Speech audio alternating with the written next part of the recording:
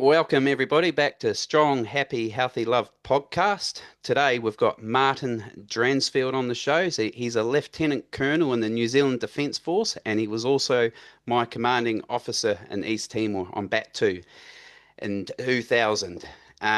This is actually the second take. We had a minor technical issue and I lost the whole podcast. So originally this was just before the BAT 2 East Timor reunion. So that has actually just been last weekend. And some more special news, it's Martin Dransfield's birthday today as well. So I'm honoured that he's taking his time out to speak to me on his birthday about things. So thanks, Martin, for coming back on the show. This time everybody can hear what we talk about. It's a real privilege, Carl, and I'm sitting at the base of Mount Ruapehu in Wairu, which is the heart of the New Zealand Army, where we all train at various points in our career. So it's a good day to be talking to you, and I'm really looking forward to the next few couple of hours. Maybe it depends how far we go, but it's great to be back on with you again. To be honest, because I really enjoyed the first cut.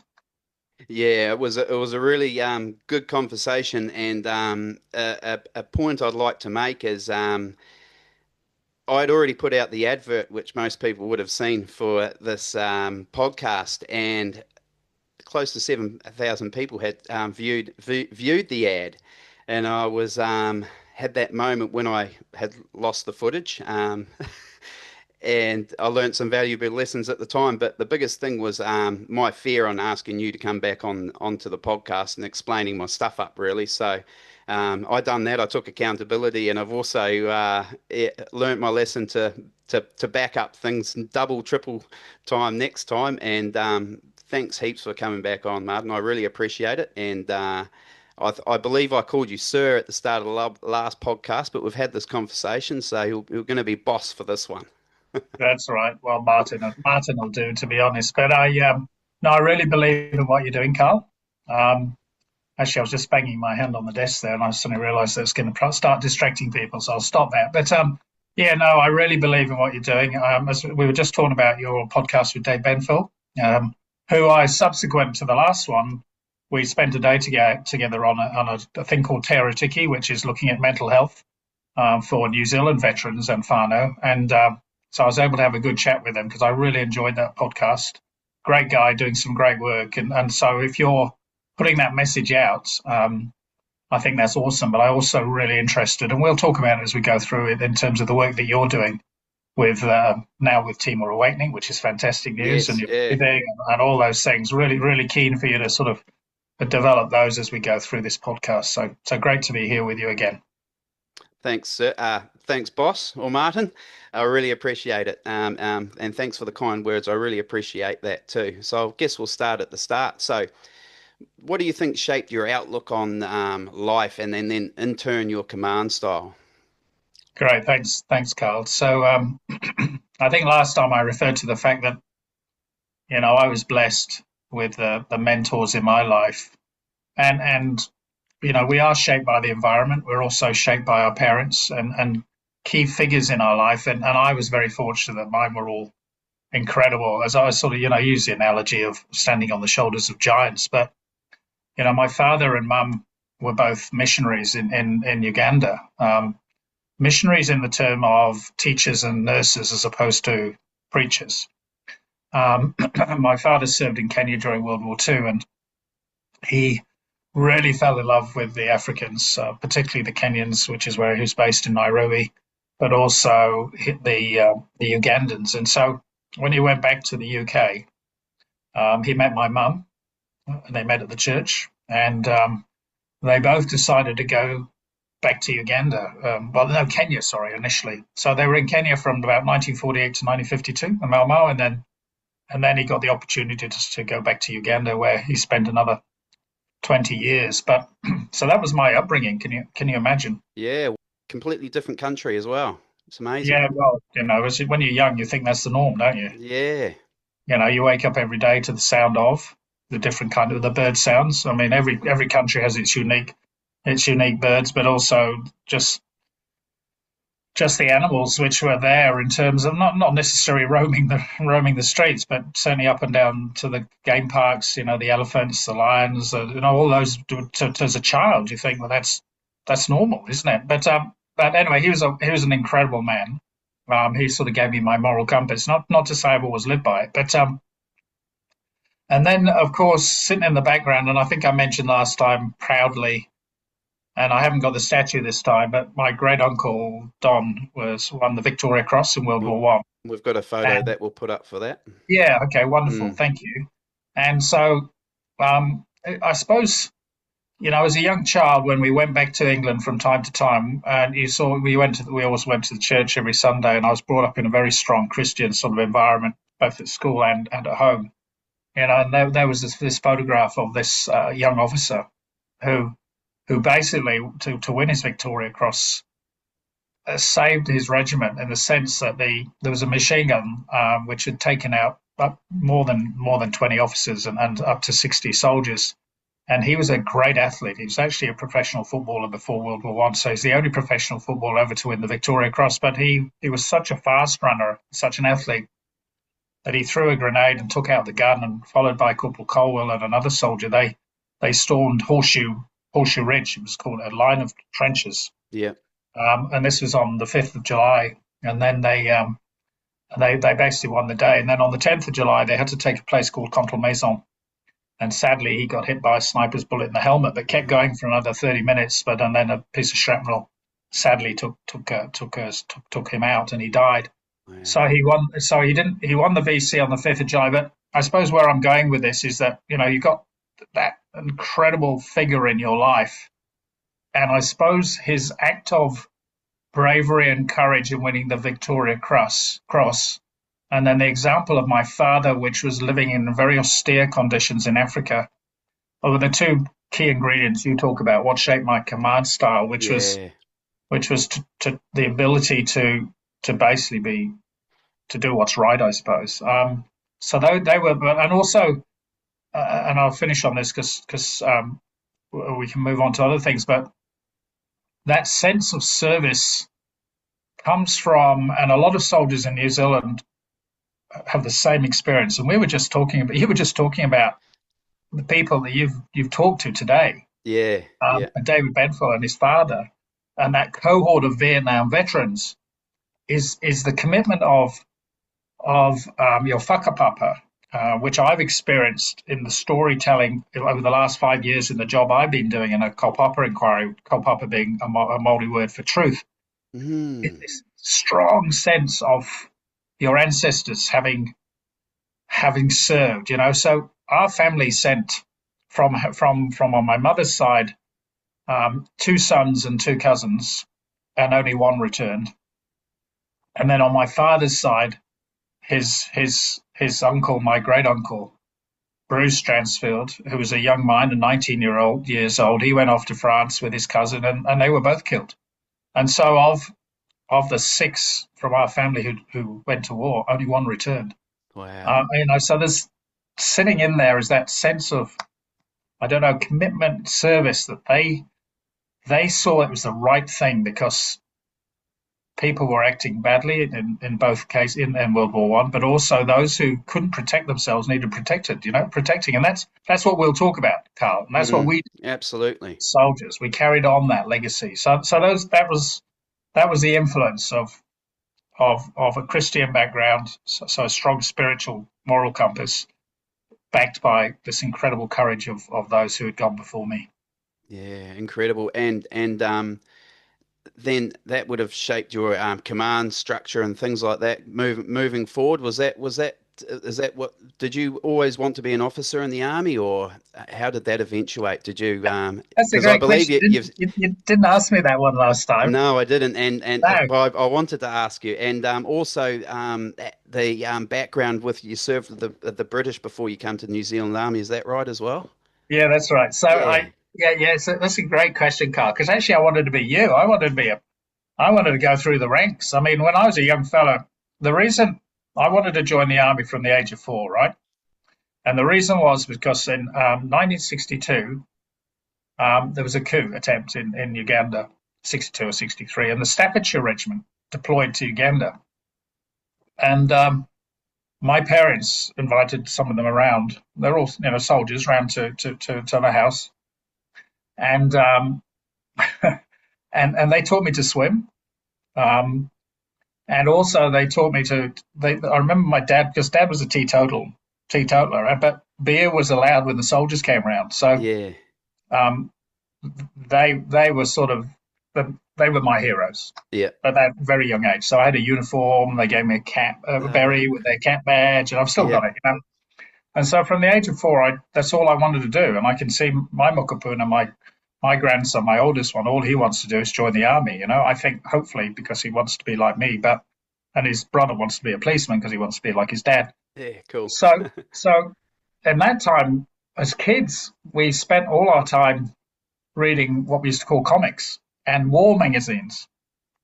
And my hero, it's two heroes, but the ones who seemed to be the heroes in all the war comics was the sergeant. There was always the sergeant who would, Yeah. assault. Yeah. So on one hand, I wanted to be a sergeant, but on the other hand, my hero is a bloke called Captain Hurricane. Ah, And, yes. and my brother recounts that apparently at some point they had to sort of finish that line of the comic, I suppose. And so Captain Hurricane got killed, and apparently I was inconsolable. So I think actually we did sort of touch on it last time, that we had this amazing exercise about 3 years ago.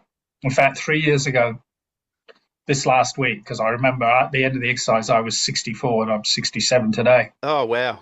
And during that week, we was getting the army back together again after COVID, and I put my hand up to do it, and we ended up doing the longest day. We did the assault course, we did the gun run, we did the putting a tent together underwater, and all that sort of stuff.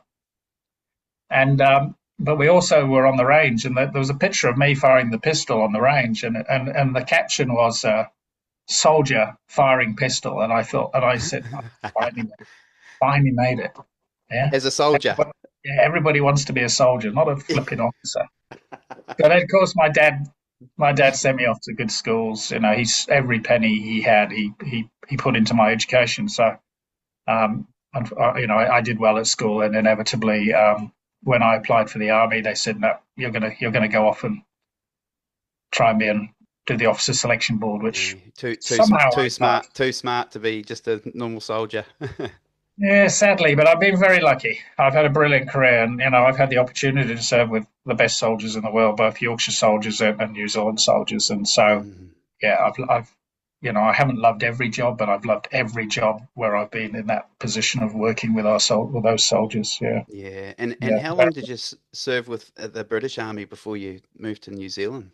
So I did 10.5 years, of which 3 were at university with the summer holidays spent with the regiment, and then I did 7.5 years. I did a tour.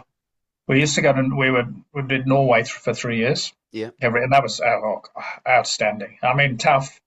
Yeah. Tough. You're fighting the elements there, Mm. and if you don't take them seriously, they will kill you. Yeah. You never.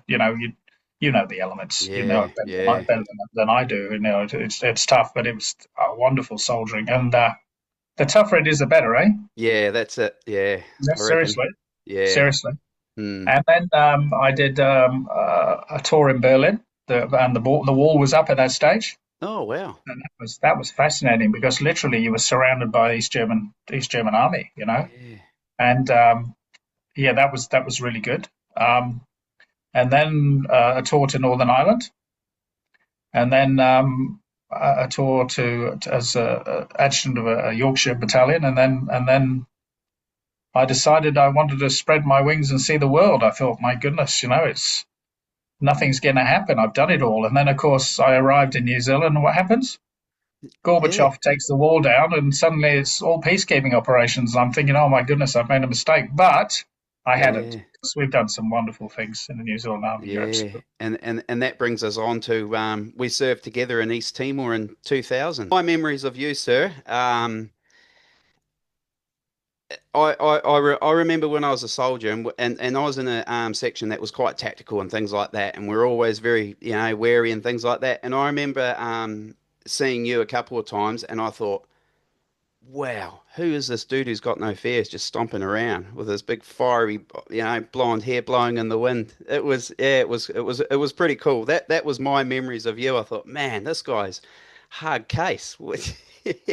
So it It's was, very kind. obviously that those were highs, and then 25 years later, be able to have you onto this podcast and ask all those questions and talk about that sort of thing from a soldier's view, and then speaking to an officer from his view as well, which is pretty cool. Obviously, my low points from the tour was when we lost the good mate that we joined up with Len Manning.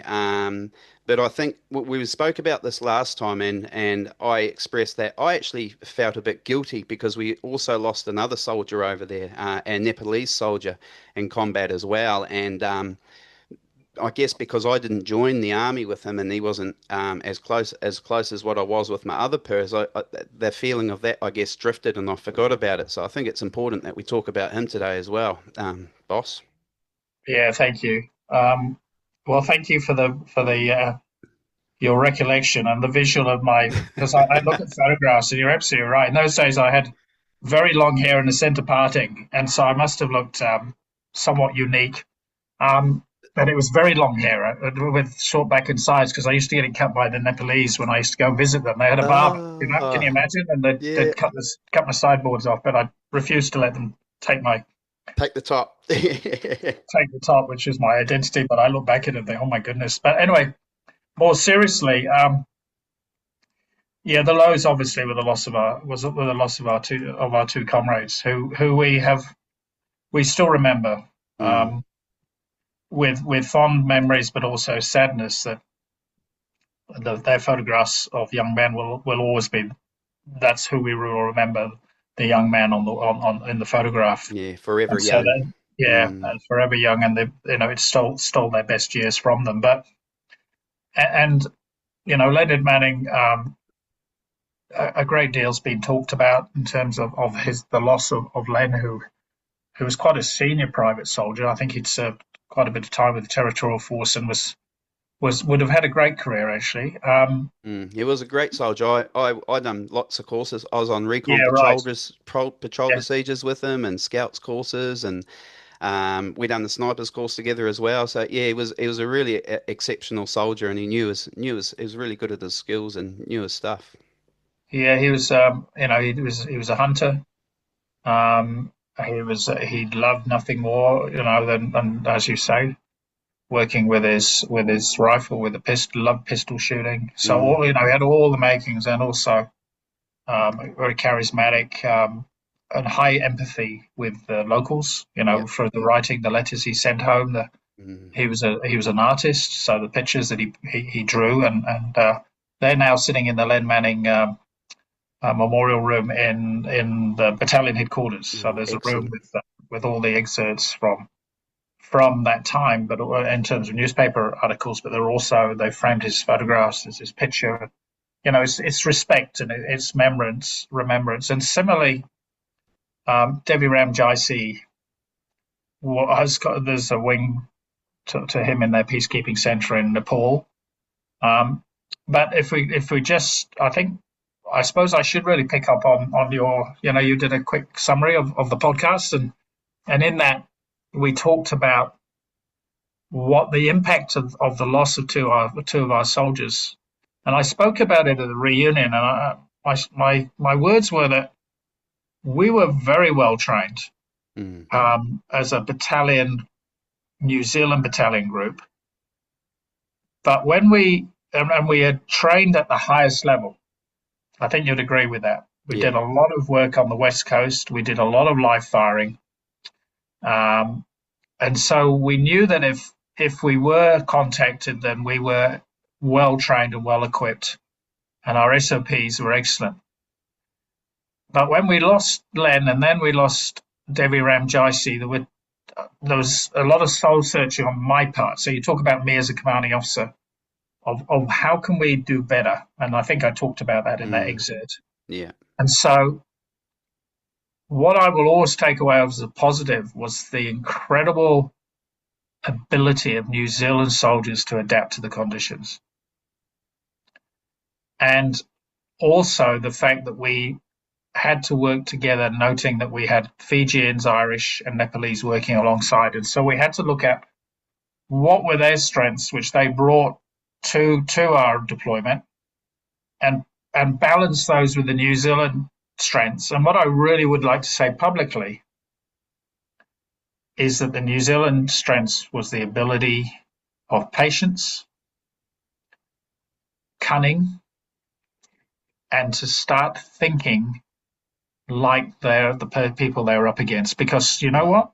Those militia who we were up against had lived in that terrain all their lives. Yeah, it's their hunting ground. Absolutely. They were like ghosts. Absolutely. And they could survive on nothing. A little bit of muddy water and a taro equivalent. And they would munch on it. It didn't need to be cooked. No. And so we had to adjust to that environment. And full credit to the Irish, the Nepalese, and the Fijians did their part as well. But the New Zealand soldiers, second to none, my friend. Second to none. And we had such a huge area of operations too, didn't we? Massive. I think that's what people forget. 1,500 square kilometres. I used to say we had a battalion of 1,150, and I'm not talking about all rifles either. You're talking about the logistics element, you're talking about all the support elements. But even if you put each one of those, literally, if we put everybody into 1 square kilometre, that was it. You put one soldier into, so we had to be really smart, and we developed some incredible tactics. We had the trackers, as you know. That's well known, and it's historical. We brought the special forces came across, and so we were just casting basically the riverbeds to see where the movement was, and then we would put blocks beyond that point, and ultimately we succeeded, my friend. We succeeded, and they never came back. And so by the end of our tour of operations, that is the high. I'm incredibly proud of how we translated the low within an operational environment into success. However, if I may, you go, and then because I would like to make an important point around that, but please. Yeah, I think it's absolutely, and I think how did you for a Nepalese soldier and how that all occurred, and obviously Len Manning and stuff like that. As an officer, as a superior, losing men underneath you in your command, how does that affect like mentally and things like that? Can you tell us a little bit about that? Yeah, it's a really good question, because it's 25 years ago, but I think I remember when Len was killed. I talked to his mum that night, and that was the hardest phone call I've ever made in my life, and she made it one of the easiest, because an incredible woman, absolutely incredible woman. She was a paramedic, so she dealt, but to lose your own son, that's different, eh? Sure. Yeah. But her only, I remember ringing her up, and all she wanted to know was how you guys were. I still remember that phone call as if it was yesterday. Just her a real sense of feeling for those lensmates. Yeah. How are they going, Massive empathy there, eh? Massive empathy. And I think within that context, and I'll talk about the Nepalese one in a minute, but as a battalion, we had to get on with the job, because there was now an immediate threat to all those we were there to save and protect, the Timorese people. And so I personally believe, this is just Martin Dransfield speaking, but I think I'm borne out by a lot of people I've spoken to, is that we did what was appropriate in a dignified way to ensure that Len and Debbie Ramjaisi I was able to move them in a a large degree of respect to enable them to move back through the airhead at Suai, if you remember, and Mm. be escorted back to their whānau back in New Zealand and in Kathmandu, Nepal. But at the same time, we then had to immediately switch because we had a job to do. Yeah. Yeah, yeah. No time to dwell on things, Um, I suppose. Hey. no, but we did the appropriate thing. I believe, we brought the section to back in to do a bit of a debrief, and we probably could have done. We would do better now. Maybe we're a little bit more tuned in. We've got to remember this is the first combat casualty since Vietnam. Yeah, yeah. In contact. Mm. Um, we're dealing with a Nepalese soldier from a Nepalese company and a culture which we're not familiar with. So we have to try and make sure that we're meeting their needs and how they grieve and how they respond. And so all of those things, as a commanding officer, you've just got to try and use your intuition, and the skills that my father and my great uncle and all those invested in me, but also the training we've invested in. But when we train for war, we're very focused on. We do a bit of casualty stuff, but we're focused on the objective. That aspect is not necessarily trained, is it? When you think about it, No, I no. talking to parents, doing all of that, No, and so I so don't. you're You're learning right. on the Yeah. job. Mm. You're learning as you go along, and I mean for the Manning contact, I mean, the battalion was fantastic. The companies, we moved up onto the border because we knew we had to stop the potential, which was a breakdown in security in our area of operations. Yeah. And we Yeah. did that. We did Yeah. that well. But Compared to the yeah, atrocities that were going on before we got there, yeah, massive change.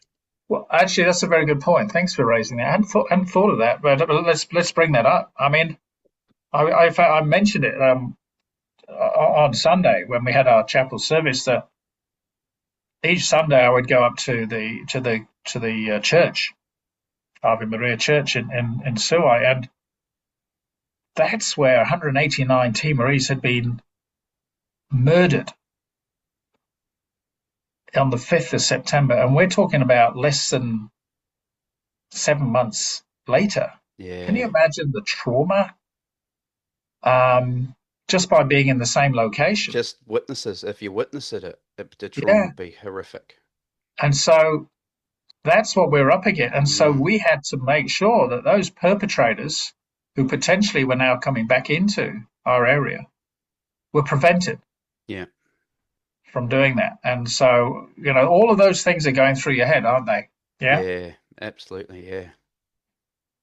Um, yeah. So, and the Nepalese contact, I did talk about last time, and that was not at the time so much, but because, as I said to you, we had to very quickly respond, and we had to start developing our tactics and making sure that we were in a good position. But retrospectively, I always felt an element of guilt, still do, because I deployed an element from a company which I didn't really understand what their training levels were. Right. Yeah, Yeah. and potentially, I have to be very careful what I say, but potentially they weren't equipped or trained to be able to react in that way, and Mm. so unfortunately, as they did deploy, they did walk into militia, and Yeah. there was a lot of chaos on the ground, and unfortunately, Jerry Fenton, who I'm sure doesn't mind me mentioning his name because we've talked about it a lot, demonstrated the most unique bravery you could ever imagine. Huge amount of bravery.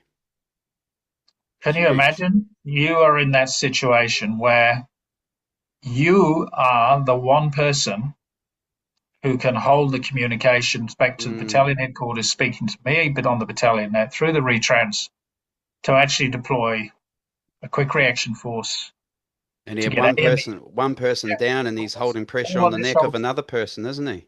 he was, yeah. So I've talked to him about it. He's basically what happened was the first element got hit, the second element moved into the area. The lead man, which would have been Debbie Ramjosi, got hit. Another one got shot through the neck. There were Yeah. bullets all around Jerry. He's on the radio. He's got his hand on this guy's neck. He's on the Mm. radio trying to pull it all together. Yeah. Um, Mate, total admiration for Jerry. That Yeah. Yeah. You know, that whole situation too, for anyone who was involved in that, obviously, you know, that will stay with them for years and years to come as well. totally. I had the opportunity to go back to Nepal. I'm sure you've had it in your life, and many of the veterans who will hopefully we can support through your podcasts will know there's always something just troubling you, Mm. something which is just not right. And but you try. When I went to see the Joy Jaycees, they had the letters I wrote in 2000, Yeah. and the letters I wrote subsequent to that when I returned to New Zealand, and the letter I wrote in 2012 when we managed to raise quite a bit of money for the boys' education. Because you got to remember that Devi Ram Jaisi was very young when he was killed, Yeah. and he had a very young boy, Ganesh, who had been two, and no, Tikaram's the oldest, and Ganesh would have only been 7. I've got a feeling 9 days old when he's killed, Wow. right? Wow. 9 days old. So can you imagine the high and the low from that Yeah. phone call to his wife, and then it's all gone. And I was with my son Isaac, who's probably my one of my greatest friends and confidants. After your father dies, then in my case, my son then Your sort of son's next. filled Yeah. that void. Yeah. And I was wasn't doing well actually, to be honest. And we went up in the hills and we were talking, and we both realised that I needed to go to Nepal, and he Mm. agreed to come with me. Awesome. And so last Christmas, so I'm talking about 11 months ago, I went and spent a month there, initially in Kathmandu, which is completely mad, but you'd love it. You would Yeah. love it. I mean, seriously, every soldier who listens to this, go to Kathmandu and get on a Yeah. bus. All Get on right. a bus. Yeah. Get on the Venga. Is it Venga? The Venga bus, Yeah. Yeah. Just, oh, mate. And just soak in all of that chaos. Yeah. And you're back in the war zone. You know, Yeah. Wow. that chaos which we all love and we thrive Yeah. in. Yeah. I was. Kathmandu. Yeah. Wow. Kathmandu. And That's where then, it's at. Yeah. yeah, but anyway, so met up with the boys, and then I went to a place called Surkhet.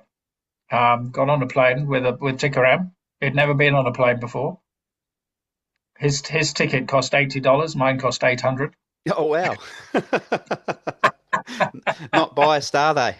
he said he said, "Don't worry when you come because I went to the travel agent. I said, Surkhet, it's an hour flight, hour just plus, but it's $800 return. I thought $800, sorry, Yeah. return. And I said, "Ooh," and I said, I said, no, come on, only cost you $80. No, no, foreign price. Foreign, that's quite a big markup, isn't it? 80 and 800. That's Anyway, crazy makeup.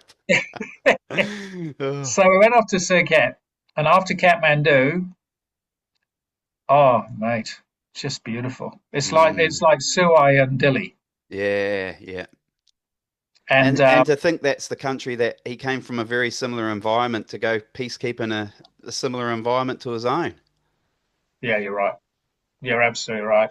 But anyway, so I met up with the family. So he's got Devi Ramjay's brothers, sisters, his mum, Yeah, father had passed away, yeah, his mum, and his wife, and it was really emotional because there was a lot of tears. It was almost as if their son had returned, um, mm, because they're very spiritual, and they just wanted to be with who was there at the time.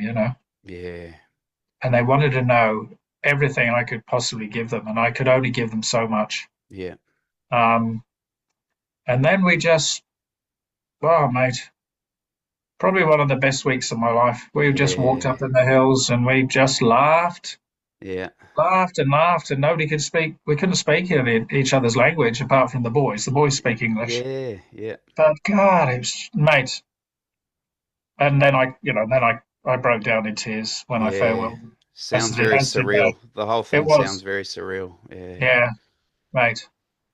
So I think, I mean, I don't know. I don't want to put this on anybody, but when you're a commanding officer and you lose your soldiers, it's not over.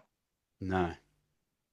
For me, there's a sense of responsibility that they trusted their sons and daughters into your command, and that to me is the ultimate. It's almost like handing your children over Yeah. to you Yeah. for a while as their father, and that is a big responsibility, and that weighs heavily on you, but it doesn't stop you from doing the best you can. And then if they lose their child, then you have to go back and seek to meet them Yeah.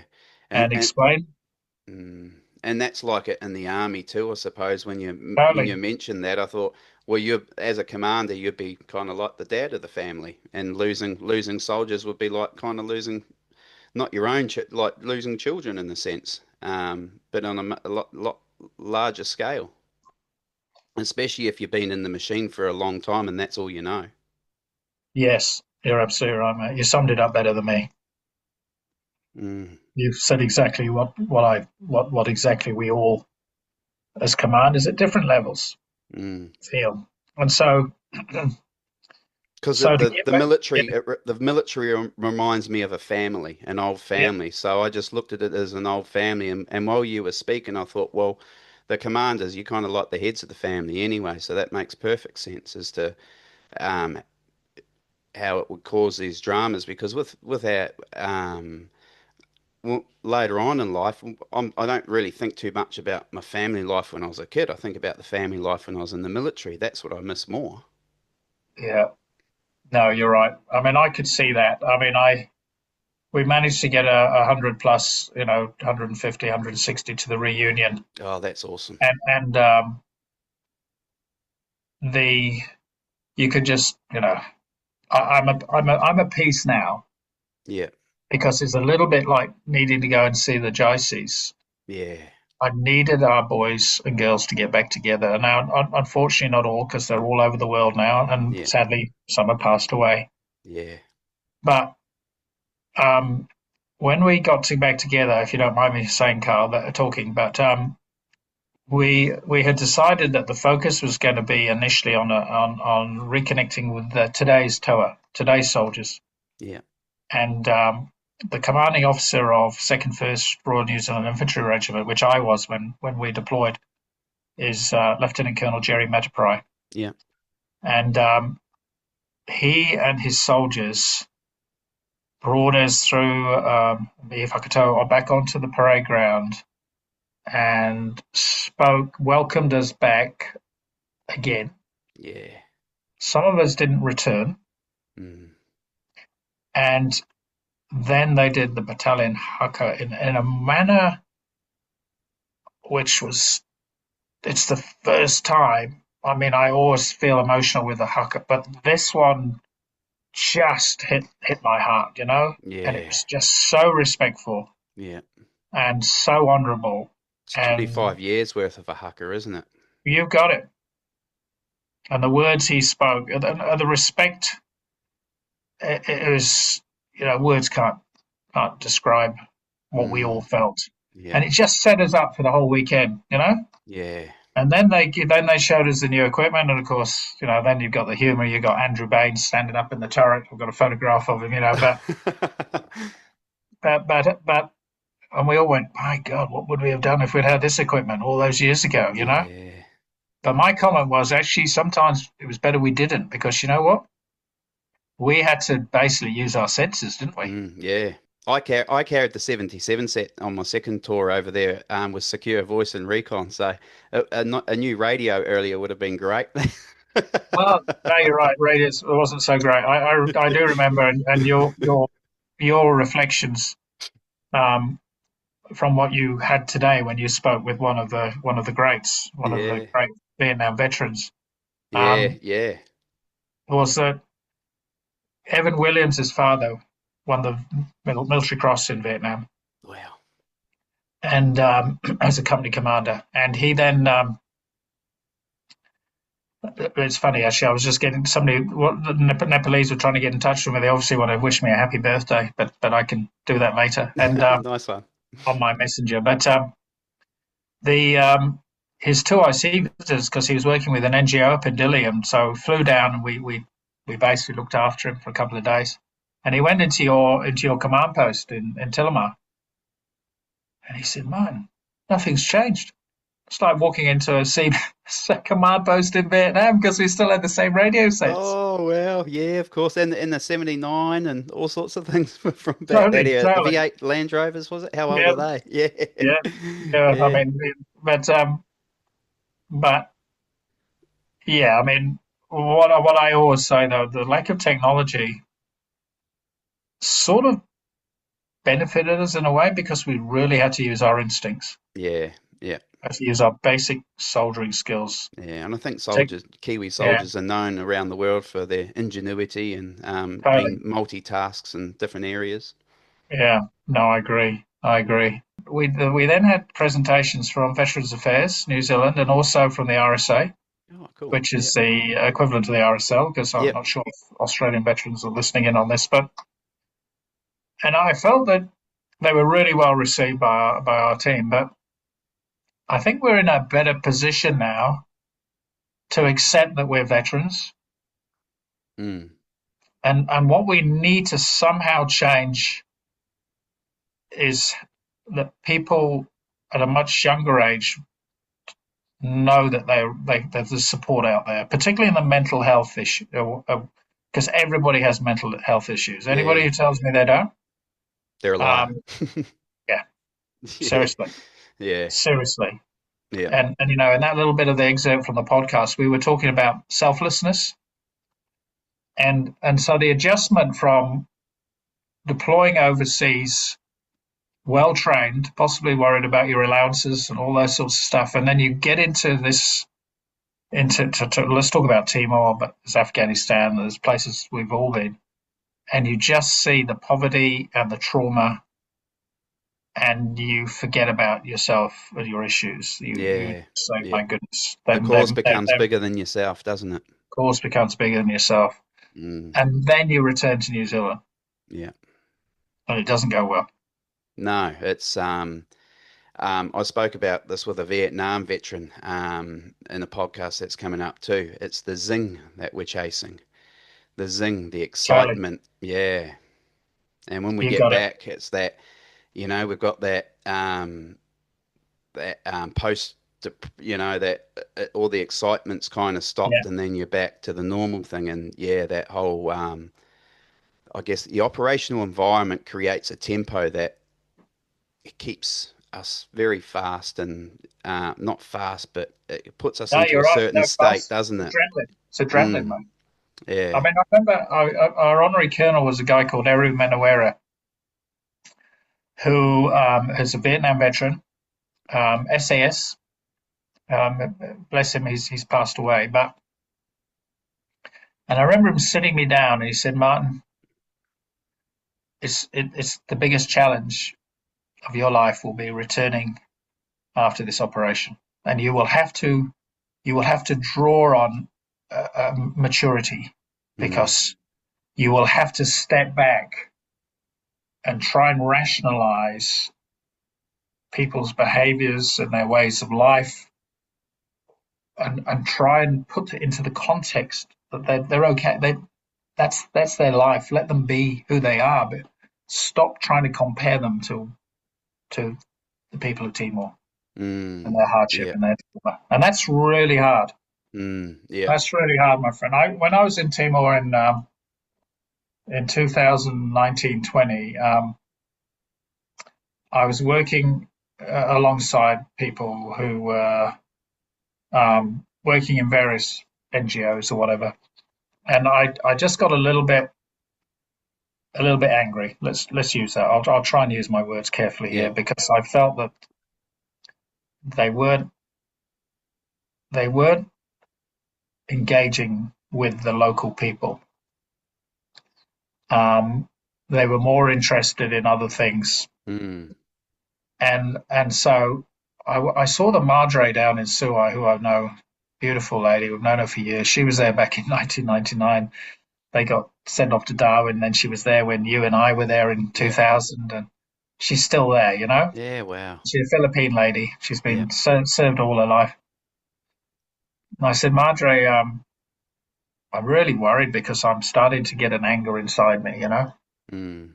And she said, Martin, just put yourself in other people's shoes. And if you do that, what I found was that those people are actually good people.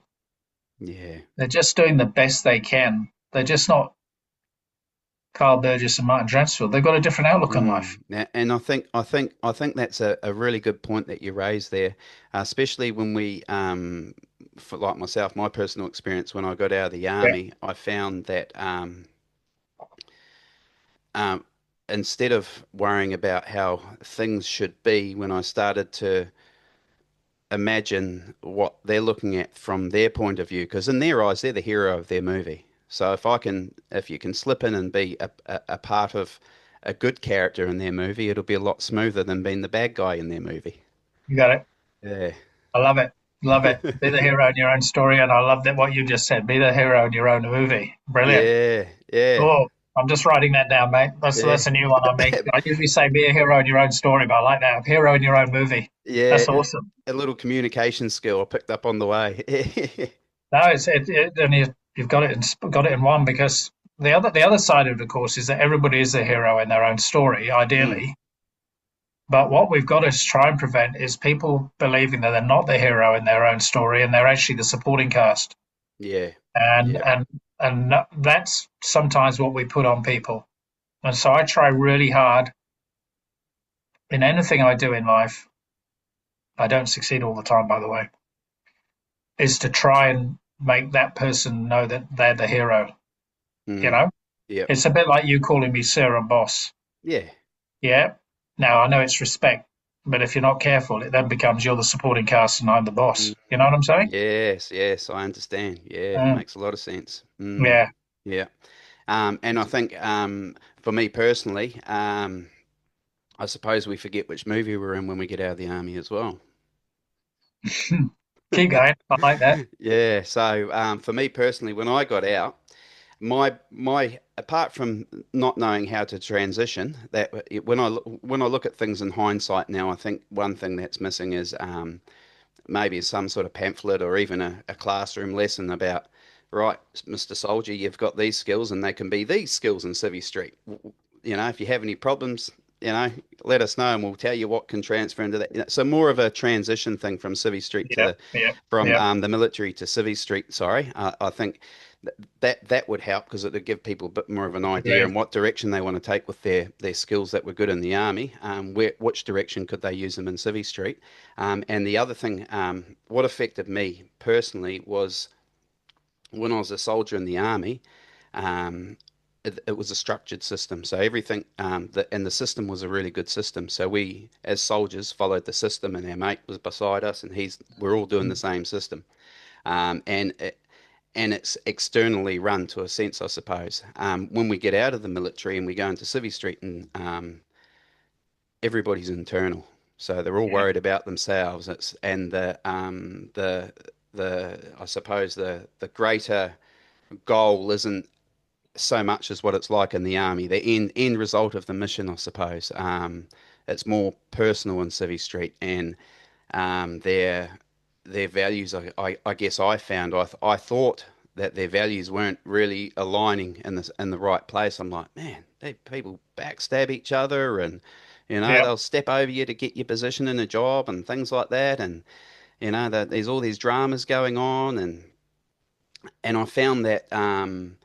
it was the family. I was trying to find what I had in the military, Yeah. and then so I started trying on lots of costumes, I guess. Where Mm. I was looking for my family or my tribe again, Yeah. and risky jobs or risky behaviors and things like that, looking for that zing, I suppose, that adrenaline that we used to get all the time when we were in the military. Because in the army, you go shooting, or there's all sorts of things that give you that buzz all the time in the military, and it's not so much when you get out into Civvy Street. And I was lost, I suppose, for 20 years, lost and depressed, and regretting why I got out and things like that. And it wasn't until I stopped looking for the tribe that I wanted to be in, and I found my purpose again and my passion, and then I suppose that tribe that I was seeking the whole time started coming to me.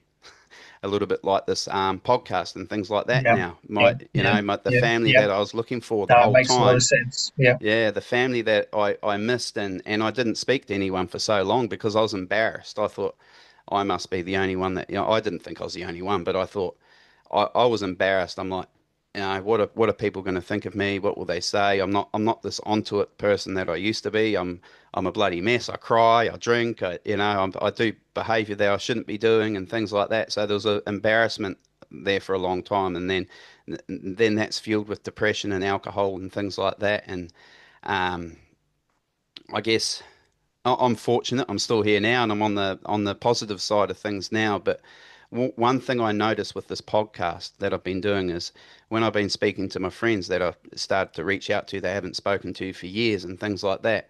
What I found is my story, not my actual story, but my emotional roller coaster of a story, was very similar to theirs.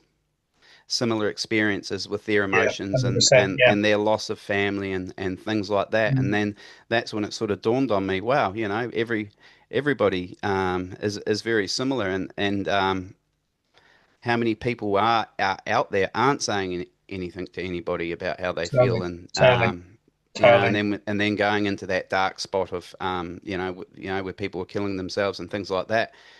But that it shouldn't get there if good things are in place before that. So I suppose that's my personal experience on Yeah. I what think, happened to I mean, me and how it happened.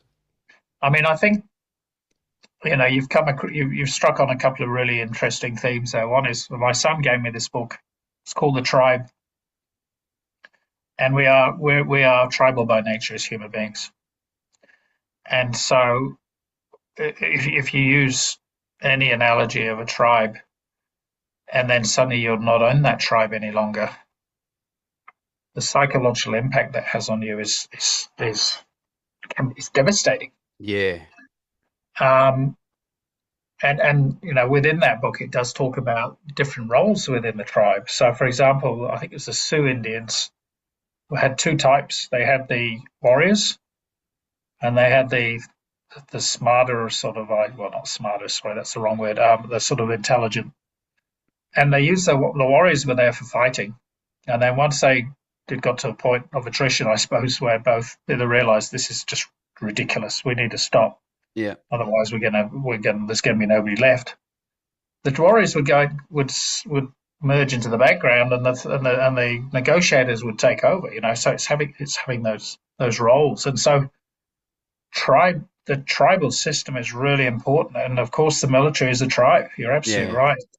And so I was just trying to think through some of what you're saying. What I found is I found sort of alternative tribes, even though I'm still in this tribe. And I'm not quite sure which one I am, whether I'm the warrior or whether I'm the guy who does the peace. but, but I still want to be that warrior. But unfortunately, as you get older, those you people still have the respect, but they're not going to suddenly throw you overseas and charge of a battalion again. But nah, but but out on Civvy Street, I've sort of found some sort of similar tribes, I suppose, in a way. yeah, Not exactly the same, but what I've found is there are people like you and me running who are doing voluntary work, and of course that's an opportunity through children's sport is one thing, mm, even the local bloody golf course, Yeah, which yeah, I'm the president of the Cape Turn again, and literally, if you play golf at Cape Turn again, it's a very small yeah, membership. You're on the committee, but yeah. these people who are good people who do something for nothing, and so they're the sort of people that you and I worked with, Mm, and yeah. so, but also you were talking about storytelling there, which was a really interesting point as well. So, for example, my uncle, Uncle Bruce, he he and my father were beautiful boys, but very different. Dad was he was training to be an accountant, and Bruce was more the sporty nature. He ended up fighting in Greece. He was Casevac from Crete. He fought against the Italians in Abyssinia. He fought against the VC French in Syria, and he also ended up in one of the desert rats, the Tripoli where they got surrounded. Yeah, wow. And then he somehow he then got chosen to be a Chindit, and so he got parachuted behind enemy lines, and then he was missing in action for 6 months, and so he had this incredible war. Only I think he got to Lance Corporal a few times, but he always got bust because he was, high spirited, my friend, high spirited, Yeah. bit like you. And Yeah, yeah, I and know what so you mean. he he then he came home, and of course he was psychologically and physically he was a wreck. Yeah. But you know what? When he found out I was joining the army, he would tell me the stories. Mm, Now they were all funny, by the way, yeah. the funny ones. And that's what was, when we were Nice. there on at the reunion, it's the larrikin stuff. Yeah. It's all the larrikin stuff. I was talking to a couple of the recon boys, and they're going on about, them nipping out and getting on the boat, and then there was a crocodile, and all that stuff that Yeah. they can tell the commanding officer now, but it was all Yeah. larrikin stuff. And so that's why we all need to reconnect, so we Yeah. can tell that larrikin story, which you can only relate to if you were in the tribe, correct? Yeah, that's right. That whole connection too, I think it's pretty special in anything connection. Just connecting with other people and it gives you a different perspective and it stops you being stuck on your own repeating thoughts because you're getting Totally. different input from other people and things like that. So Yeah, you got it. even if you're depressed, just going out and walking around the park and saying hello to a couple of strangers can improve your mental Yes, health. true, true. I mean, I played golf yesterday afternoon with Toots, who was in second first with you and me, but Oh probably yeah, before cool. your time. Yeah, Toots, and God, we just laughed the whole time, and it was the best. It was the best 3 hours I've had for a long time. yeah, absolutely awesome. I love hearing You about know that. what I mean? Yeah, Yeah, yeah, that's so and cool. I mean the stories which my uncle, if you don't mind me sharing a couple, but he he was out on patrol in the northern desert, and his section commander, they came across, they heard the Germans, and the section commander scarpered, and they hid, and then they found their way back to camp. When they got back to camp, the NCO had said, well, actually, they all ran away. He was the one who stayed, so they all got put on a charge, and he was on sentry duty, and anyway, it was Christmas Eve, and the tent was up, and they're having a bit of a, this is him telling the story. Yeah, yeah. They're having a bit of a party, and so Bruce decided that he'd collapse the tent on them, big marquee, which he did. So Oh, he then got sent off to the equivalent of the corrective establishment in those days, yeah, yeah. and just to cool off. And then when he got back to the battalion, he was posted to the mortar platoon. So even in those days, that's where they all, Yeah, all the rebel goes to the mortars, as usual. And he said he was really concerned that he was going to be treated, how he was going to be treated. And when he had turned up, there was a guard of honor for him I thought what he done was awesome. from the mortar platoons. Yeah. Oh, that's great. But also within that, the stories don't have to be bravado. He talks about, because he was a horseman, you see, Mm, and he told the story about he used to ride from place to place to pass messages. And he was riding this horse one day, and he suddenly found himself in the middle of a bloody Japanese battalion digging in, Wow. and he thought, "No, I'm gone," and he just, so he galloped, and they all ignored him because they thought he was the advance party of the main Oh, body. wow. Yeah, he just So wrong place, wrong time. Oh, yeah, I'm out of here. Yeah, fell through. wow. But on Lucky. another occasion, he was walking through some deep bush, and just down this little track or path or whatever you want to call it, and suddenly he sees his equivalent in the Japanese army coming in the other direction. So they're both holding their horses, walking towards each other. They look at each other, and it's beautiful the way he described it. He was from Yorkshire, so he's Yeah, broad Yorkshire accent, and because on my father's side they're all from mining family. yeah, And he said, we looked at each other and we thought, it's dumb. Why bother? So they both got on yeah. their horses and rode off in the different directions. Oh, that's awesome. Yeah, Yeah, what's he wow. going to achieve? You know, Yeah, and so just good stories, my friend. And it doesn't yeah. have to be, yeah, yeah. Yeah, it doesn't have to be always about the bad times, does it? That's No, right. There's plenty of good times to, yeah, storytelling, mate. plenty of good times to talk about as well. And Yeah, most recently, you done some work with the Australian veterans over in East Timor in 2018, 2020. Do you want to yeah, share yeah, some of your experiences about that? yeah. Thanks. Yeah, I was really fortunate. I was over in Timor, and I managed before COVID struck. So the latter part of my time there, COVID, so nobody came in. But in the first part of it, I was made aware that there was a bunch of Australian veterans as part of this organisation run by Gary and Michael Stone, called Timor Awakening, and that some of the veterans wanted to meet me because they'd heard that I was the CEO of BAT2. Yeah. And so I went along to this reception, and it was with Ramos Horta, who was the president of Timor at the time, who Mick Stone had worked for. So he very kindly had welcomed the Australian veterans.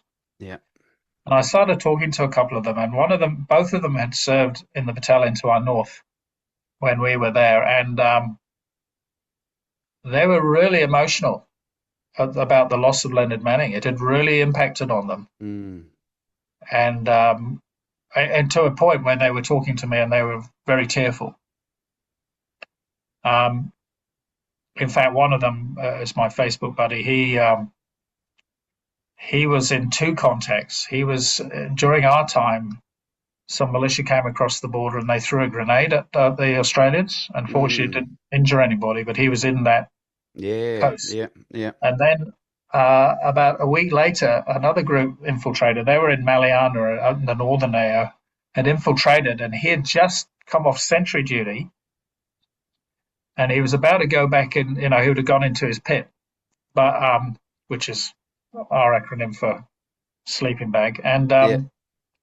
but he decided to have a bit of a chat with the oncoming sentry, and unbeknownst to them, a small militia group had crept up, and they basically put their weapon over the system automatic and Yeah. fired, Wow. 20 plus rounds Yeah. into his pit, but he Wow. wasn't in it. Wow. Lucky. Unbelievable, eh? Wow. So they had two contacts, and he was in both of them. Yeah. Wow. And so Yeah. he was telling me Incredible. that nobody wanted to be in his patrol any longer. Yeah, I bet. Anyway, so um, I said to Mick, "Hey, mate, I've got a vehicle. Do you want me? I'll be your driver for the next one." And so I ended up working with these guys, and it was just awesome. They bring them back into Timor. They're still doing it, and you're And it's aware open of for it. it's open for Kiwis as well. It is now, which is Mm. fantastic. In fact, Budgie Burgess, Budgie did it with me, but I did three, and I ended up being the driver, but also going through the whole program with them. Yeah, Basically wow. working, Yeah. spend each morning chatting, doing a walk, doing some breathing exercises, Yeah, well they hold which you're a going to tell me about. yeah, yeah. So they actually hold. So what they're doing over there, that retreat, I don't know too much about what they do over there. And it sounds like it's a bit of a tour around the place. I'll let you go into a little bit more information about that. But they have a holistic retreat here on the Gold Coast 3 times a year as well. And they have those ones over there. So a similar sort of chance for veterans to partake in it. And I'm actually the breathwork facilitator for Brilliant. 2026 for those. So that'll be cool. And the people you're speaking of, I've met. They're great guys. So it's a really good organisation that they've got. It's actually been running for 11 years, I found out. Yeah. So I was quite surprised to find out how long it's been going for.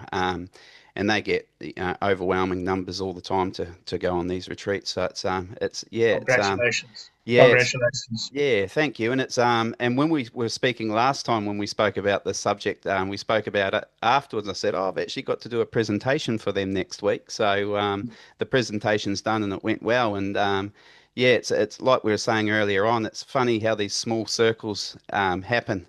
Um, and how everybody knows everybody. So yeah, it's the family. It's a big family, but it's still connected very well, I think, eh?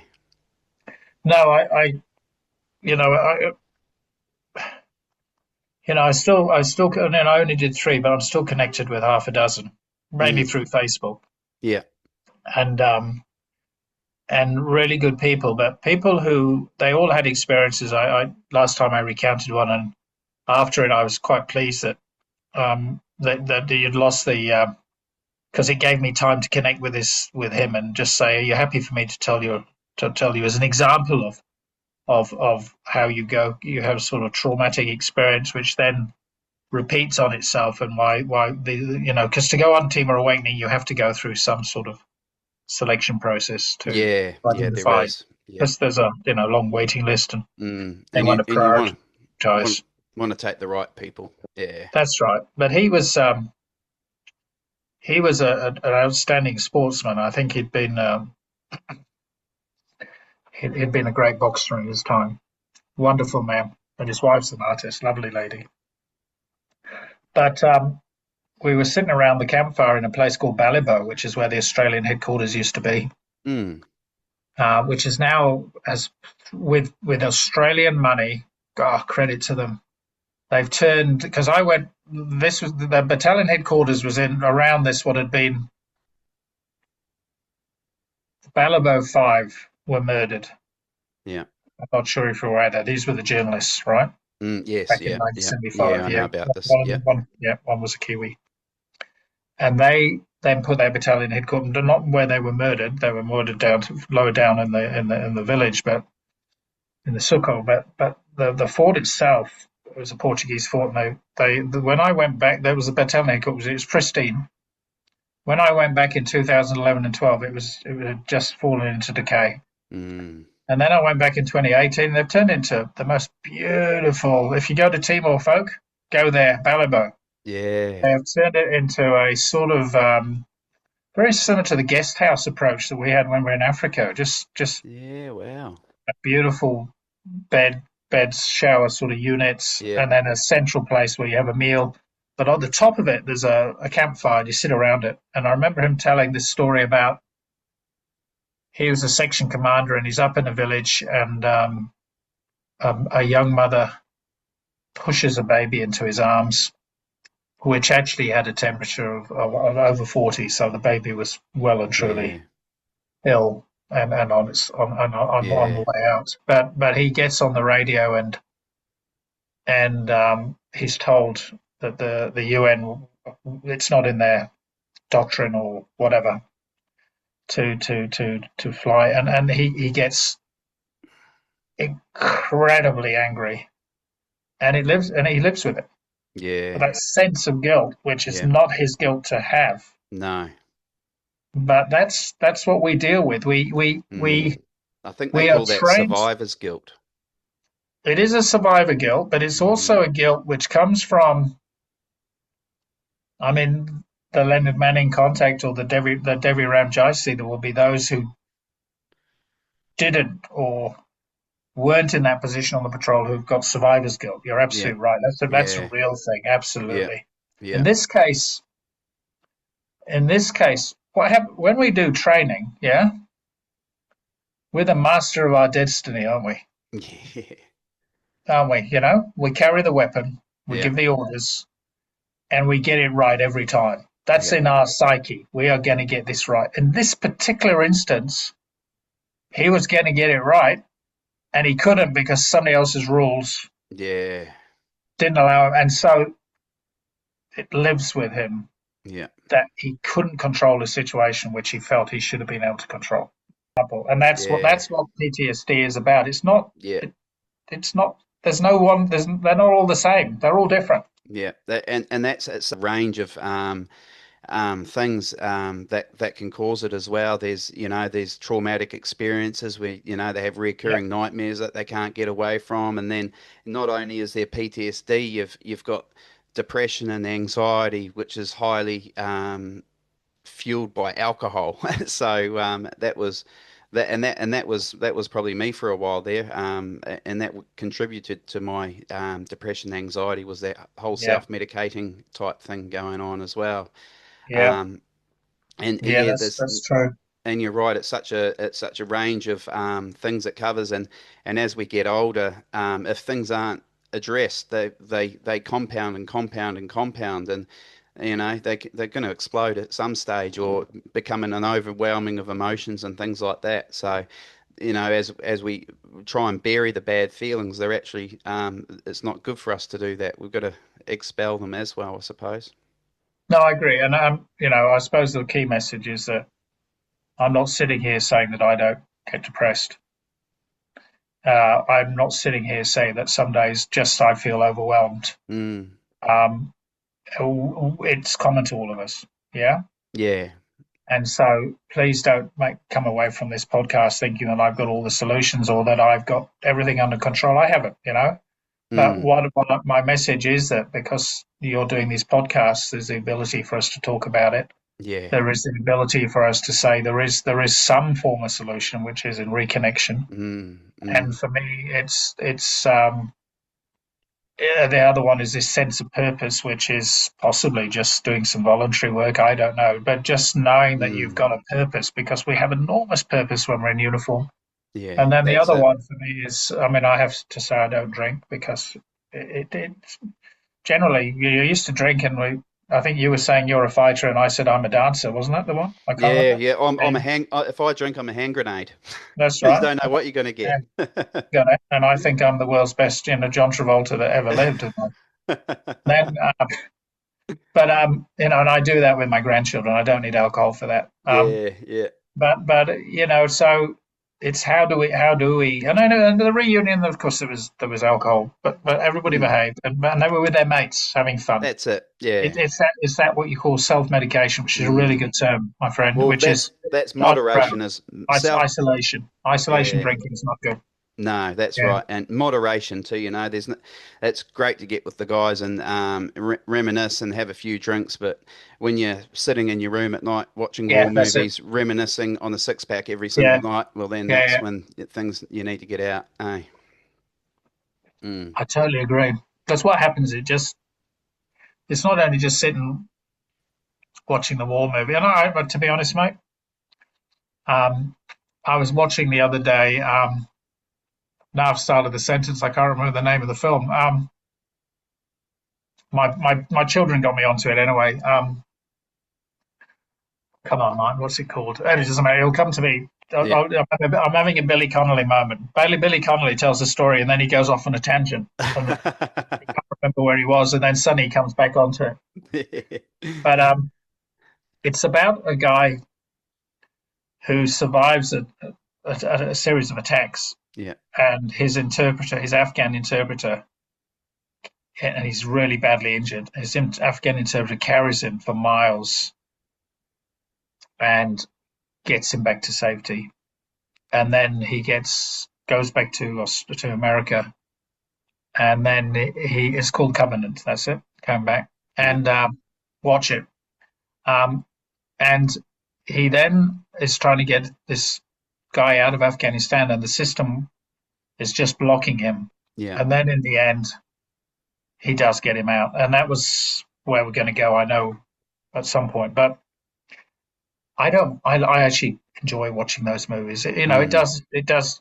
There are some emotions, but I think mm, if movies are like that, they are reflecting.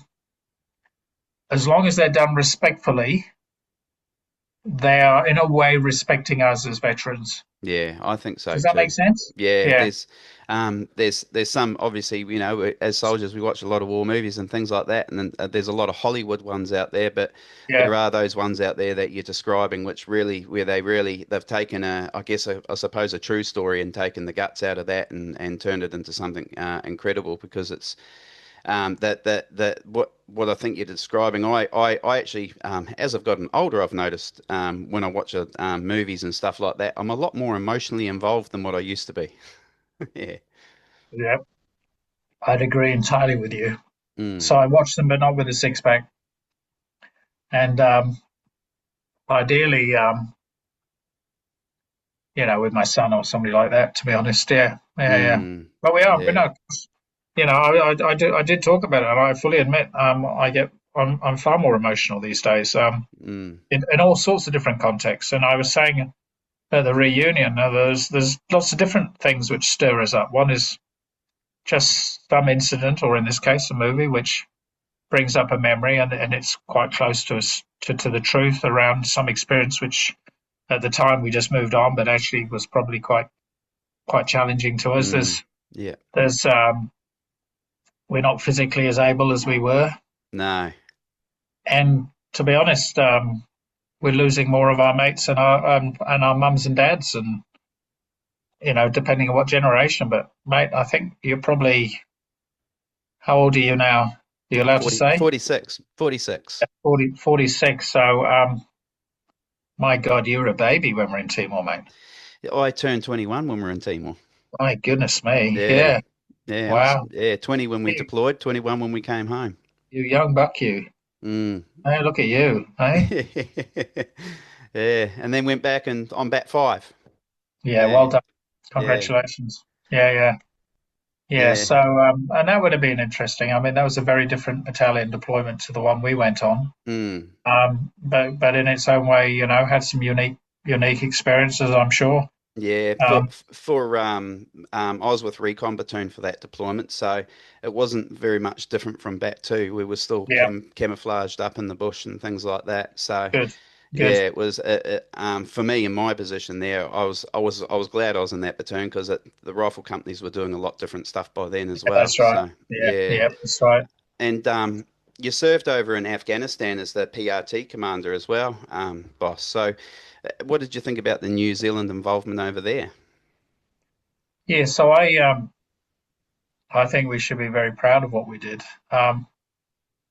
We deployed to a place called Barmin, and we did that for a number of reasons. I think mainly because the first Afghans who, in terms of the boat people who came to New Zealand, were what they call Hazarans, and they're Shiites. Mm, Majority of Afghanistan are Sunni, and so they've gone through a hard time over many centuries. Um, Funny enough, they do come from sort of the Mongolian sort of invasion yep, across, yep. and so they've got very different features to the Mm, Pashtuns, for example, and then you got the yeah. Tajiks and you got Uzbekistan's, and so we deployed there, and of course we did some absolutely incredible work there in terms of the road systems, the university, the hospitals, the medical centres, the schools. The reason we were able to do that was because the large part of that population wanted us to be there. Yeah. Yeah. And on the other side of the equation, the major donor countries wanted success. So if you're going to have success in building a school, a university, and medical centres, etc., where are you going to choose? You're going to choose the provinces where you're going to get you're going to get success. Yeah. Now, Yeah. so certainly when I was there, and I got the 15th PRT. So when you think about it, we'd already had 14 before that. Mm, My philosophy was that I knew there was badlands.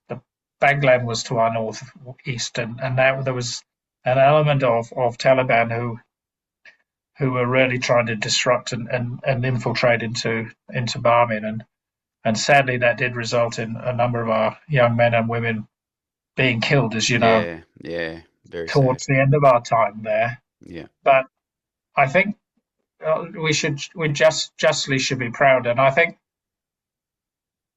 we were all we were all very disappointed when what happened when we mm, withdrew, and as I said in my last time I spoke to you, there was a void yeah, because not only did we move out, and I'm talking about the coalition forces, not New Zealand, because New Zealand had already largely the PRT had already moved, but what the Afghan government largely consisted of was the leadership prior to the Taliban taking over.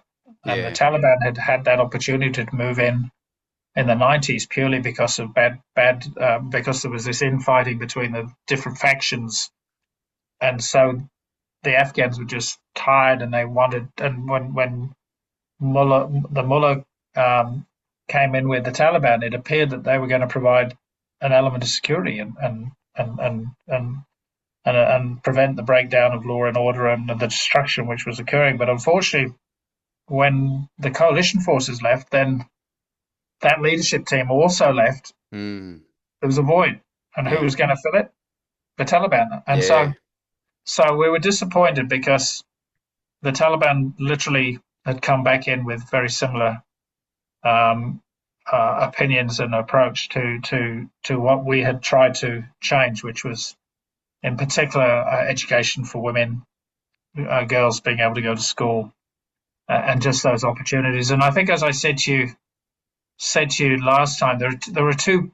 I've got to try and focus on positives. One is that we did sow some seeds yeah, in Afghanistan, and those seeds will come to fruition. I'm mm, fully confident that it's just time. yeah, And secondly, that we were able to bring those who had worked with us back to New Zealand. mm, And I don't want to turn this into a political statement, but yeah, I do congratulate those of our leaders who saw that that was important. And I know other nations struggled a little bit with yeah, that, probably because mm, they had much larger numbers than us. yeah, But I do think as New Zealanders, we should be incredibly proud of what we did in Afghanistan, and unfortunately, the tide turned against us in that respect. But I think we should have enormous pride that we brought those who had worked with us because they risked their lives. I mean, when I mm, used to go to meetings with elements when I was in Barmin, my interpreters, and I won't mention them by name, but they'd always the meeting would always start with, we know your father, we know your mother, we know your brothers, we know your yeah, right. sisters. Wow. If you spread the word about this meeting, then you are warned. And I remember I'd talk to them afterwards, and I'd say, "Are you okay? Continue, because you're the one. I'm not at risk here. I'm fine. Although I must admit, two PRT commanders were murdered during my time there, the German one and also an American one. Wow. But you're going to be here when I'm gone, you know." Mm, And so when we left, we brought the interpreters out, yeah, and that was awesome, mate. yeah, yeah. It wouldn't have been very nice for them if they stayed. No, no. No.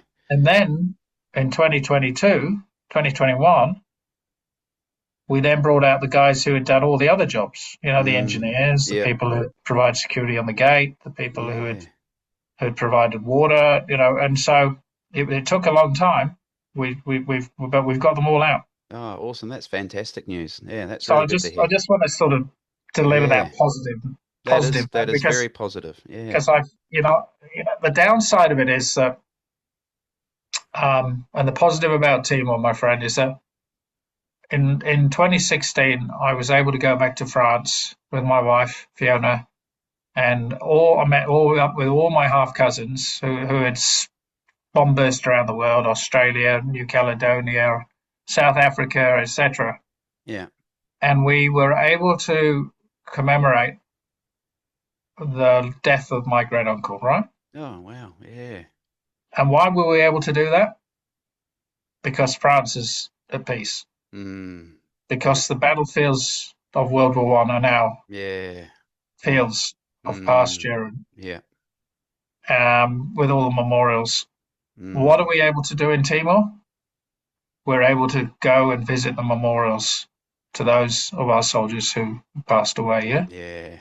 Yeah. Tony Walser, Billy White, Mm. Boyd Adkin, Leonard Manning Yeah. in Kogalima. Yeah. What aren't we able to do in Afghanistan? Mm. And Go back and that's the do a similar tragedy. thing. Yeah. That's the tragedy. Yeah. Yeah, and so Yeah. hopefully one day we will be able to go back there.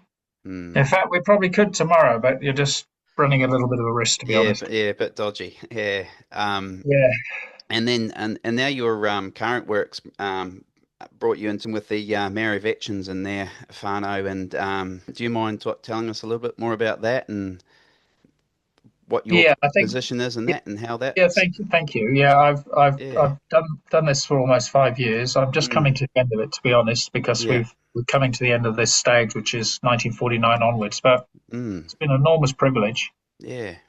um, and I've been blessed that obviously I'm not Maori, so um, I've had to just ensure that I'm not treading into to areas that I shouldn't be. But and so I've been trying to be respectful, but. If I can make 2 points, one is that trauma is real, Yeah. and trauma is not just restricted to the people on the battlefield. Yeah. 100% agree. The trauma is Mm, extended to the whānau. yeah. And we had a generation who came back from various campaigns who lived their trauma not only in silence but also within their whānau, and there is intergenerational effect. Yeah.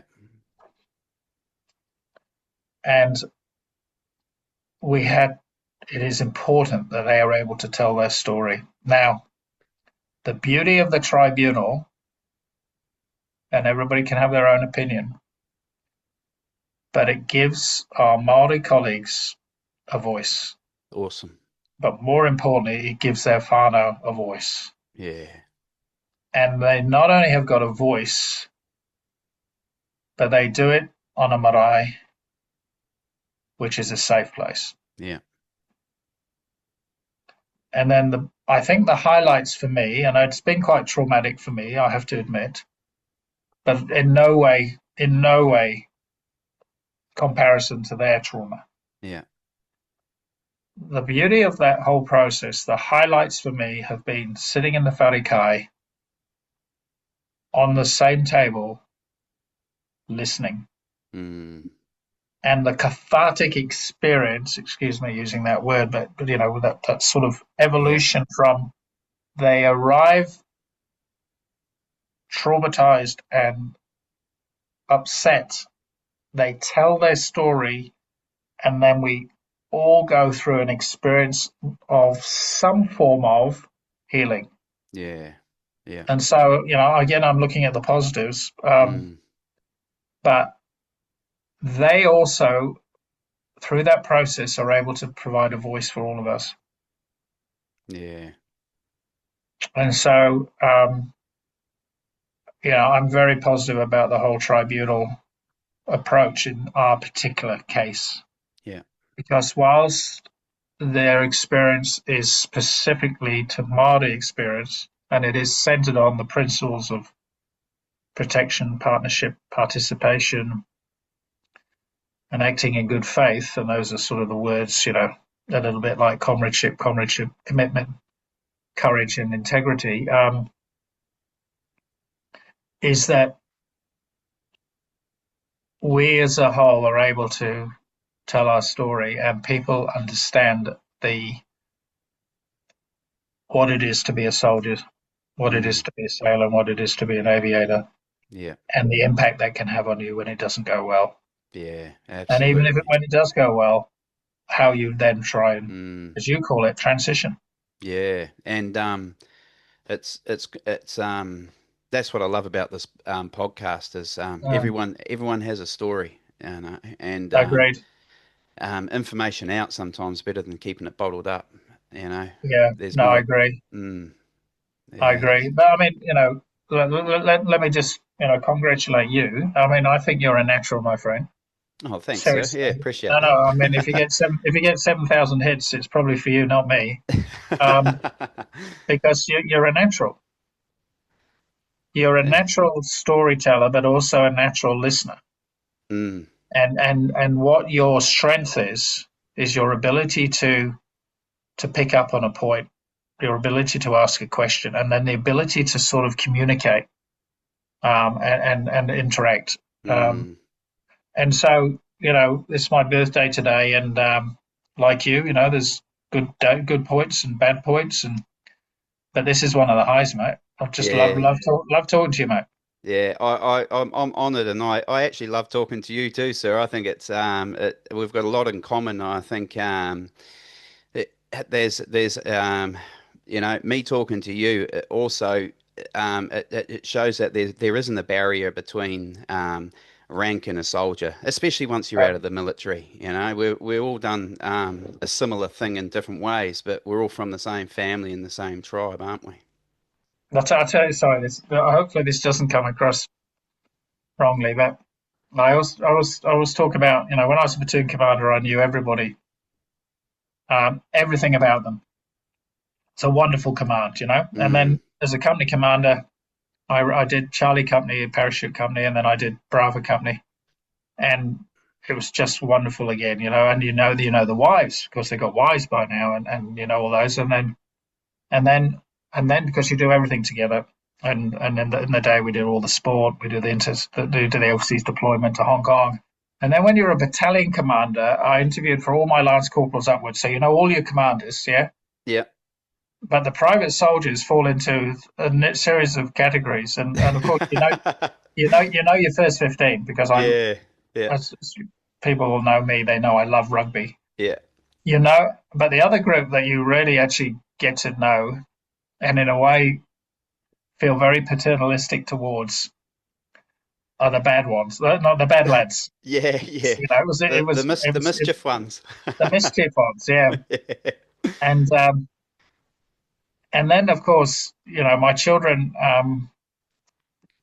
they were naughty as well because all military children are naughty. Yeah, well, they call them army brats. Army brats, you got it. Yeah, I've heard that before. Absolutely right. They used to talk about the bus used to turn up because my kids went to Burnham School. It was the Yeah. best school I ever sent them to. Oh, wow, Absolutely cool. outstanding. You know why? Because of the kids they played with. Yeah, And they were an interesting group because there was all the soldiers' kids, yeah, tough as nails, yeah. So they gave them, but they also really tuned into culture, yeah, yeah. yeah. And then who the other kids were at the Burnham School? The kids No. from the band. Oh, wow. So they all played violins and Yeah, trumpets, and so you had this. yeah, And I remember at that time, I think a couple of the bands members had played for the Moscow Symphony Orchestra. So you had this sort of artistic group, and then you had the sort of rugby playing, beautiful cultural aspect, and then you had the officers' kids sitting wedged in the yeah. middle, and so and so that's what turned them into incredible human beings, but naughty, Yeah, but yeah. naughty, but naughty as well. Yeah, Uh, army brats. There's seriously, yeah, I mean, just our children. I was quietly proud. They'll get really cross with me for admitting. No, hopefully they won't. But they were both a bit naughty, to be honest, and I did spend some time in the headmaster's study, but um, I was sort of quietly proud because they had yeah, character. And you know what? yeah. They've now turned into these amazing adults. Yeah, I think a similar thing when I think about my daughter. I think she's very, very stubborn, but I think, well, at least nobody's going to brainwash her. You got it. I Yeah, mean, seriously. yeah, My daughter. I mean, I've got two beautiful stepchildren now as well, and they're 30 and in the late 20s. But Yeah. But my daughter, mate, if anything, if anybody attacked me verbally or physically, you know who'd be in there, Yeah. and Yeah. they'd come off second. Yeah, that's right. Yeah. Yeah, That's really wonderful. blessed, really Yeah. blessed. Yeah, yeah, yeah, yeah. Oh, that's awesome. Well, Martin, this has been a fantastic chat.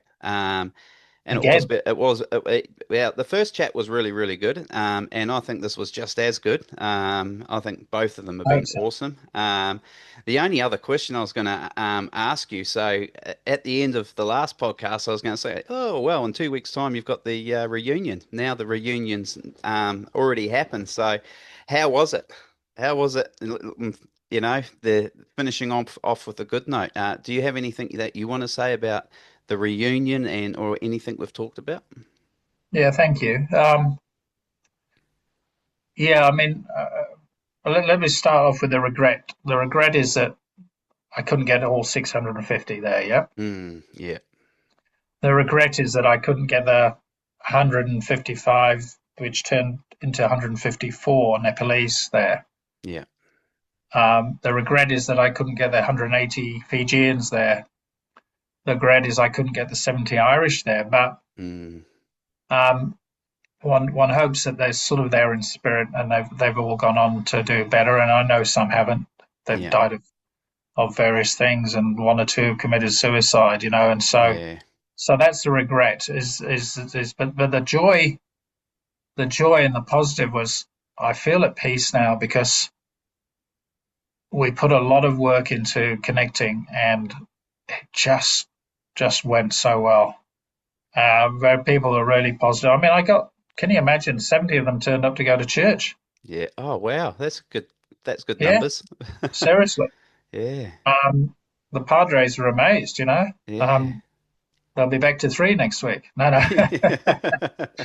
but but because they wanted to be there, and the reason they wanted to be there, my friend, is because of the brass plates on the wall of the chapel, Yeah, which contain the names of the fallen. yeah, And so it's remembrance, isn't it? yeah. That's it. It's remembrance. And so the other positive is, and I will give him a shout out, is Evan Williams is now the CEO of the RSA, and his mantra Excellent. is remembrance, support, and advocacy.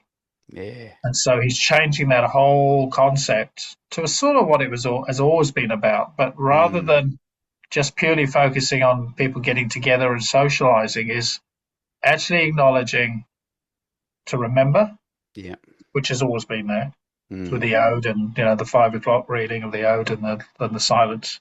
yeah, But now the support and the advocacy, and the support being come and talk to us about what your issues are, what support you're expecting, particularly for veterans from VANS, but also other who serve from ACC in terms of medical support. I'm talking about now, and entitlements, because we're all entitled to pensions, but and then advocacy is you're not getting what you feel you deserve, and you've been there, my friend. yes, exactly. I am now going to advocate on your behalf, and I'm going to get you what you deserve.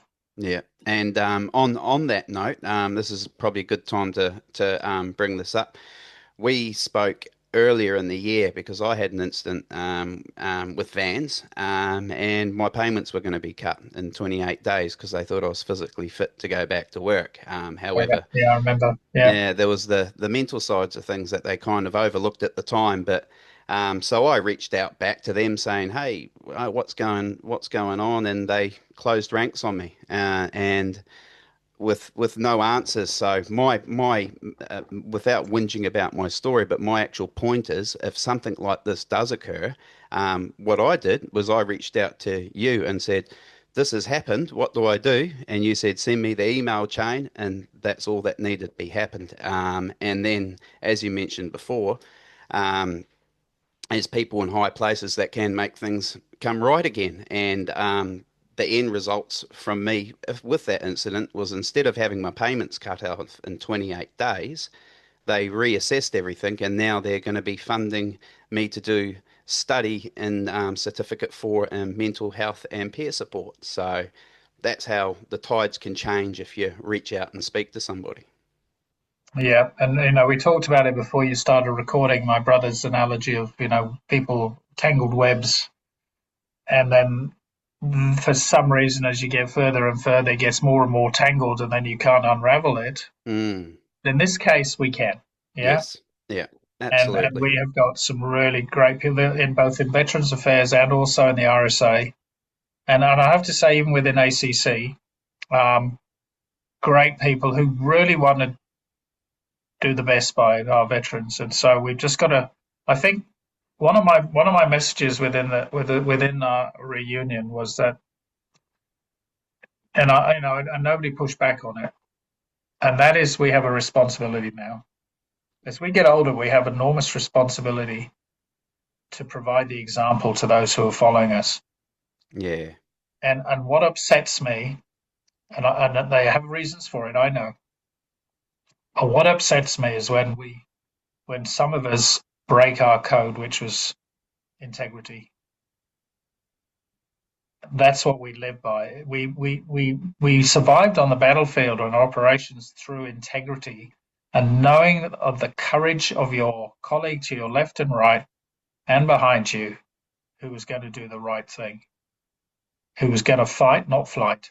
Yeah. And so we are now the mentors. Yeah. Yeah. I'm a mentor to you because you're the next generation.